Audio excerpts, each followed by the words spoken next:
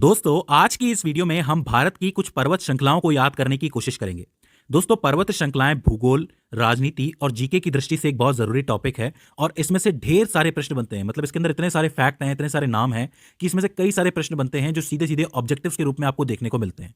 तो मेरी कोशिश रहेगी कि मैं आसान से आसान लैंग्वेज में आपको ये याद करवा सकूं। देखिए क्षेत्रफल के लिहाज से भारत जो है दुनिया का 7वां सबसे बड़ा देश है और यहाँ पे कई सारी पर्वत श्रृंखलाएं हैं।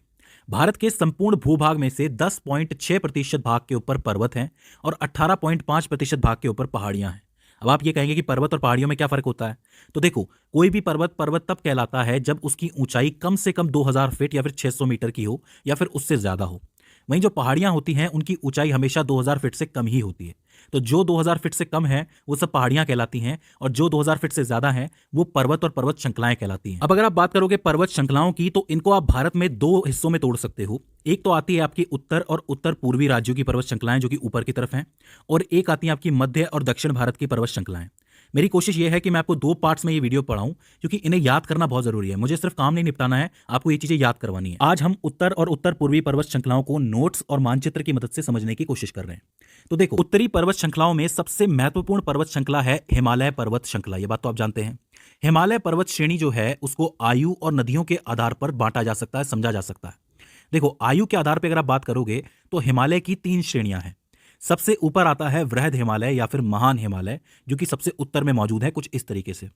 उसके बाद आता है मध्य हिमालय जो कि दूसरे नंबर पे आती है श्रेणी, इस तरीके से चलती है। और तीसरे नंबर पे आता है शिवालिक हिमालय जो कि सबसे दक्षिण में मौजूद है, इस तरीके से। अगर आप बात करोगे वृहद या फिर महान हिमालय की तो इसकी औसत ऊंचाई है 6100 मीटर, यानी कि सभी पर्वतों की जो औसत ऊंचाई मिला दोगे तो वो 6100 मीटर होगी। और ये सबसे पुरानी पर्वत श्रेणी भी है। मतलब ये जो वृहद हिमालय है ये सबसे पुरानी है इन तीनों में से। अगर आप इसके निर्माण के समय की बात करोगे तो इनका निर्माण तकरीबन 40 से 50 मिलियन वर्ष पहले हुआ था, इयोसीन काल के दौरान। तो आपसे पूछा जा सकता है कि कितने वर्ष पहले इसका निर्माण हुआ था, तो आप लिखेंगे 40 से 50 मिलियन वर्ष पहले। विश्व की सबसे ऊंची चोटी माउंट एवरेस्ट भी इसी पर्वत श्रृंखला का हिस्सा है। मतलब ये जो सबसे उत्तर में जो श्रृंखला है इसी में आता है माउंट एवरेस्ट। उसकी ऊंचाई कितनी है? 8848 मीटर, मतलब 8.8 किलोमीटर। ठीक है, लेकिन मैं आपको बता दूं कि नेपाल में माउंट एवरेस्ट को माउंट एवरेस्ट नहीं कहा जाता है, वहां उसे सागरमथा के नाम से जाना जाता है। सागरमथा एक इंपॉर्टेंट नाम है, इसके नाम से पूछ लिया जाता है कि माउंट एवरेस्ट का दूसरा नाम क्या है। लेकिन कभी कभी सवाल ये उठता है कि ये पर्वत श्रृंखलाएं बनी कैसे हैं। तो देखिए, साइंटिफिक तौर पे यानी कि वैज्ञानिक तौर पे ये बात मानी जाती है कि जो भारतीय महाद्वीप की जो प्लेट है वो जब एशियन महाद्वीप की प्लेट से आके टकराई थी तब दुनिया के सबसे नए पर्वत हिमालय पर्वत श्रेणी का निर्माण हुआ था। मतलब ये प्लेटें आपस में टकराई होंगी और इनके बीच में फिर कोई समुद्र नहीं रहा होगा और इस तरीके से हिमालय ऊपर आया होगा या फिर बना होगा। इसके बाद बात करते हैं शिवालिक हिमालय की। तो देखो, शिवालिक हिमालय जो है वो सबसे दक्षिण में स्थित है और सबसे बाहरी मानी जाती है और इसका निर्माण भी बहुत ज्यादा पुराना नहीं है। इसका निर्माण 1.7 मिलियन वर्ष से 5 मिलियन वर्ष के पूर्व हुआ था और वो जो काल था वो सेनोजोइक काल के नाम से जाना जाता है। और इसके अलावा इन दोनों के बीच में जो हिमालय श्रृंखला आती है वो है आपकी मध्य हिमालय श्रेणी। आयु के आधार पर आप ये कह सकते हो कि सबसे उत्तरी भाग की जो श्रृंखला है वो सबसे पुरानी आप कह सकते हो और सबसे दक्षिणी भाग की जो श्रृंखला है वो सबसे नई आप कह सकते हो। ठीक है, इसके बाद हम बात करते हैं नदियों के आधार पर आप किस तरीके से हिमालय श्रृंखला को बांट सकते हो।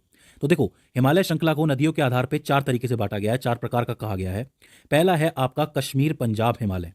मतलब सतलज नदी और सिंधु नदी के बीच का जो हिस्सा आपको दिख रहा है इस हिमालय को कश्मीर पंजाब हिमालय कहा जाता है। इसकी खास बात यह है कि इस हिमालय क्षेत्र की चौड़ाई दूसरे हिमालय क्षेत्रों से कई ज्यादा है। मतलब सबसे ज्यादा चौड़ा हिमालय क्षेत्र यही है। इस कश्मीर पंजाब हिमालय का जो विस्तार है वो कश्मीर, लद्दाख और हिमाचल प्रदेश के राज्यों में फैला हुआ है। मतलब इन 3 राज्यों में मेनली इसका विस्तार आपको देखने को मिलता है। अब इस पंजाब हिमालय में कई सारी पर्वत श्रेणियां हैं और बहुत इंपॉर्टेंट है, इनको आपको याद करना है। सबसे पहली और सबसे इंपॉर्टेंट होती है कारकोरम पर्वत श्रेणी, जिसको कृष्णागिरी के नाम से भी जाना जाता है। कारकोरम पर्वत श्रेणी को उच्च एशिया की रीढ़ की हड्डी के नाम से भी जाना जाता है। यानी ये जो सवाल है डायरेक्टली बनता है कि उच्च एशिया की रीढ़ की हड्डी कौन सी पर्वत श्रृंखला को कहा गया है, तो आप क्या लिखेंगे? कारकोरम पर्वत श्रेणी। ये जो पर्वत श्रेणी है ये दुनिया के सबसे भूवैज्ञानिक रूप से सक्रिय क्षेत्रों में से एक है जहां पर 2 महाद्वीप आके टकराए थे। सीधी सी बात है कि इतनी बड़ी प्लेटें टकराएंगी तो यहाँ पे वैज्ञानिक गतिविधि थोड़ी सी ज्यादा ही होगी क्योंकि अंदर कुछ ना कुछ चल ही रहा होगा, तो सबसे ज्यादा सक्रिय रहती है ये जगह। ठीक है, अच्छा, विश्व का जो दूसरा सबसे बड़ा पर्वत है या फिर दूसरी सबसे बड़ी पर्वत चोटी है वो भी यही मौजूद है। उसका नाम है K2 गॉडविन ऑस्टिन, जिसकी ऊंचाई है तकरीबन 8611 मीटर। तो आप ये कह सकते हो कि ये इंडिया की सबसे बड़ी चोटी है और विश्व की दूसरे नंबर की चोटी है क्योंकि माउंट एवरेस्ट तो मैं नेपाल के अंदर है, जैसा कि मैं आपको बता चुका हूं। इसके बाद दूसरी जो पर्वत श्रेणी यहाँ पर है वो है लद्दाख की पर्वत श्रेणी। देखो, विश्व की जो सबसे ज्यादा तीव्र ढाल वाली चोटी है जिसको राकपोशी के नाम से भी जाना जाता है वो यही मौजूद है। पूछ लिया जाता है, याद रखना, ये सिर्फ इसी के लिए सबसे ज्यादा मशहूर है, राकपोशी के लिए। तो चीज आपको याद रखनी है। ठीक है, इसके बाद तीसरी पर्वत श्रेणी है जास्कर पर्वत श्रेणी। इसकी खास बात यह है कि जो सिंधु नदी है वो लद्दाख और जास्कर पर्वत श्रेणी के बीच में से बहती है, मतलब बीच में से होती हुई जाती है। तो पूछा जाता है कि सिंधु नदी कौन सी दो पर्वत श्रेणियों के बीच में से गुजरती है, तो आपको लिखना है लद्दाख और जास्कर के बीच से गुजरती है। इसके बाद चौथी आती है आपकी पीर पंजाल पर्वत श्रेणी, जो कि हिमालय की सबसे लंबी पर्वत श्रृंखला के रूप में जानी जाती है। पूछा जाएगा कि सबसे लंबी पर्वत श्रेणी कौन सी है, तो आपको पीर पंजाल लिखनी है। ठीक है।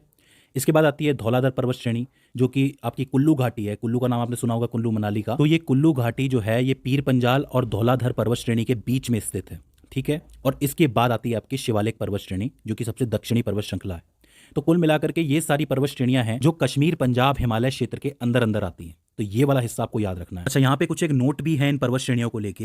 ये जो आपका कारकोरम वाला हिस्सा है, कारकोरम पर्वत श्रेणी वाला, लद्दाख श्रेणी वाला और जास्कर श्रेणी वाला, इन पूरे हिस्से को ट्रांस हिमालय के नाम से भी जाना जाता है। कभी कभी ट्रांस हिमालय का नाम दे दिया जाता है, तो उसमें बच्चे कंफ्यूज हो जाते हैं। कारकोरम, लद्दाख और जास्कर पर्वत श्रृंखला का पूरा हिस्सा ट्रांस हिमालय कहलाता है। ठीक है। और इस पंजाब हिमालय में खेती किस चीज़ की होती है? मेनली जाफरान के फूलों की खेती होती है। ये जो जाफरान के फूल होते हैं, इसी में से केसर भी निकलता है बाहर, तो ये काफ़ी इंपॉर्टेंट हो जाता है। ठीक है। इसके बाद हम बात करते हैं कुमायूं हिमालय की। ये जो कुमायूं हिमालय है ये सतलज और काली नदी के बीच का 320 किलोमीटर लंबा एक हिस्सा होता है, जिसको कुमायूं हिमालय क्षेत्र के नाम से जाना जाता है। इस कुमायूं हिमालय को ही गढ़वाल हिमालय के नाम से भी जाना जाता है। आपने सुना होगा कि जो गढ़वाल क्षेत्र है वो कौन से राज्य में स्थित है? उत्तराखंड राज्य में स्थित है। तो आप ये कह सकते हो कि कुमायूं हिमालय का विस्तार हमें उत्तराखंड राज्य में देखने को मिलता है। अच्छा, कुमायूं हिमालय की सबसे ऊंची चोटी का नाम है नंदा देवी, जो कि 7,817 किलोमीटर ऊंची है। और इसी जगह पे आपको बद्रीनाथ, केदारनाथ, गंगोत्री, यमुनोत्री इसी क्षेत्र में देखने को मिलती हैं। तो अगर अब आपसे कोई कहे कि ये सब जितने भी तीर्थ धाम है ये कहाँ पे हैं, ये कुमायूं हिमालय क्षेत्र के अंदर पाए जाते हैं। ठीक है। इसके अलावा जो नदियां हैं हमारी, गंगा, रामगंगा या यमुना, इनका जो उद्गम है ये भी कुमायूं हिमालय से ही होता है। तो इन नदियों के नाम से, इन तीर्थों के नाम से कुमायूं हिमालय के सवाल बन सकते हैं, तो आपको याद रखने। ठीक है। इसके बाद आता है आपका नेपाल हिमालय, क्योंकि इसके बाद का हिस्सा नेपाल के अंदर आ जाता है।